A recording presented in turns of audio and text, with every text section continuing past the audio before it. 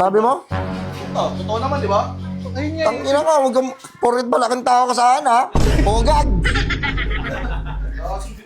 Walang bitaw. Ba't nandito ka? Ba't pala nandito ka? Walang lalabas, ha? Lahat kayo, peperwisyuhin ko. Ikaw, yung mga damit mo, mawasak-wasakin ko yan. Ewan ko, may masuot ka pa. Huwag naman. Tignan mo, yung mga brief mo. Tignan mo, papalitan ko yun ng panty. Pangit mo, pero issue.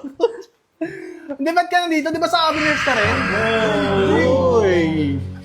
Nagpapasikat, oh. Uy, paki, oh. Paki mabit yan. Pwede ko bang alisin to? Sige, Alice.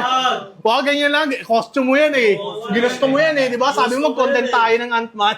Oo, sige. Sige, ganito na lang, boy. Ano? Kanina kasi, pinagmamasdan ko lang kayo. Pinagmamasdan ko kayo na tinitignan ko yung tindig nyo. Kumbaga, minimetrohan ko kayo eh. Ay, ganoon. Bakit? Lumalabas dito, nakikita ko, wala kayong